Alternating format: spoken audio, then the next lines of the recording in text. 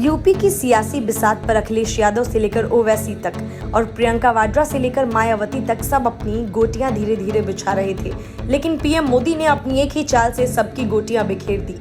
असल में पीएम मोदी ने नीट की परीक्षा में अखिल भारतीय कोटे से अन्य पिछड़ा वर्ग, ओबीसी और आर्थिक रूप से कमजोर तबके ईडब्ल्यूएस को आरक्षण देने का फैसला किया है। इसके तहत अब ग्रेजुएशन और पोस्ट ग्रेजुएशन सीटों पर नामांकन के लिए केंद्रीय कोटे में ओबीसी को 27% और ईडब्ल्यूएस को 10% आरक्षण लागू किया जाएगा। यह व्यवस्था इसी शैक्षणिक सत्र से शुरू होगी। बीजेपी के इस फैसले का राजनीतिक महत्व भी है, खासकर यूपी में जहां अगले साल विधानसभा चुनाव होने वाले हैं। अभी कुछ दिन पहले ही मोदी कैबिनेट विस्तार में ओबीसी मंत्रियों की संख्या बढ़ाकर 27 हो गई। जाहिर है कि अगले चुनाव से पहले मोदी और बीजेपी का फोकस पिछड़े वर्ग पर है। नीट में आरक्षण का राजनीतिक मकसद पिछड़े वर्ग की नाराजगी को दूर करना है। तमिलनाडु से लेकर मध्य प्रदेश और बिहार में तेजस्वी का लगातार दबाव था। तमिलनाडु में स्टालिन का दबाव था। इसके अलावा यूपी में पिछड़ों के अलग अलग समूह और राजनीतिक दल भी इसके लिए आंदोलन कर रहे थे, जिसमें कांग्रेस प्रमुख थी। यह फैसला खासतौर से अगले साल यूपी में होने वाले विधानसभा चुनाव से पहले लिया है, जहां 40% से ज्यादा पिछड़े समुदाय की आबादी है।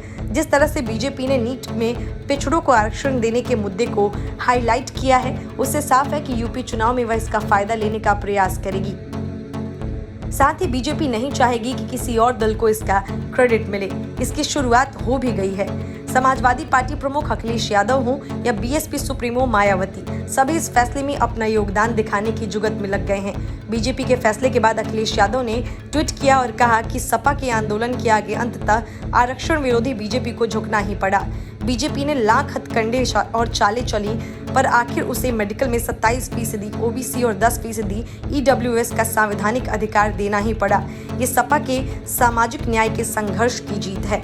इस जीत के बाद हम 2022 में भी जीतेंगे। वहीं मायावती ने ट्वीट करते हुए बीजेपी पर निशाना साधा। मायावती ने लिखा कि देश में सरकारी मेडिकल कॉलेजों की ऑल इंडिया की यूजी और पीजी सीटों में ओबीसी कोटा की घोषणा काफी देर से उठाया गया कदम है।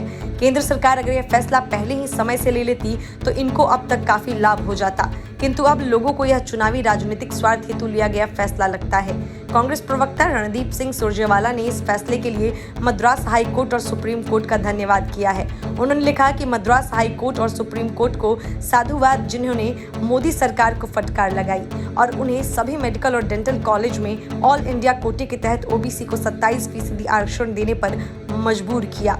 कांग्रेस के नेतृत्व वाली यूपीए सरकार ने 2007 में इसके लिए ऐतिहासिक कानून बनाया था, जिसे मद्रास हाई कोर्ट और सुप्रीम कोर्ट के फैसलों के साथ अंतिम रूप दिया गया है। गौरतलब है कि यूपी में पिछड़े वर्ग की आबादी 40% से अधिक है, जो कि अन्य किसी समुदाय से सबसे ज्यादा है। इससे पहले 2017 के चुनाव में भी बीजेपी को प्रचंड जीत मिलने के पीछे ओबीसी समुदाय का मोदी का साथ देना रहा। इनमें से अधिक गैर यादव समुदाय से आते हैं, जिन पर बीजेपी का लक्ष्य है। एक दिन पहले पिछड़े वर्ग के सांसदों ने केंद्रीय मंत्री भूपेंद्र यादव के नेतृत्व में पीएम मोदी से मुलाकात की थी। फिर उसके बाद पीएम के निर्देश पर इसकी कार्रवाई शुरू हुई और पीएम मोदी ने इसकी घोषणा की। इस फैसले का सबसे ज्यादा लाभ यूपी में होना है, जहां अगले साल चुनाव है। उत्तराखंड और पंजाब में पिछड़ा वर्ग की इतनी आबादी नहीं है, लेकिन एक साल बाद मध्य प्रदेश, राजस्थान और छत्तीसगढ़ में चुनाव होने हैं। इन राज्यों में इसका लाभ जरूर होगा। Bureau report, news of India.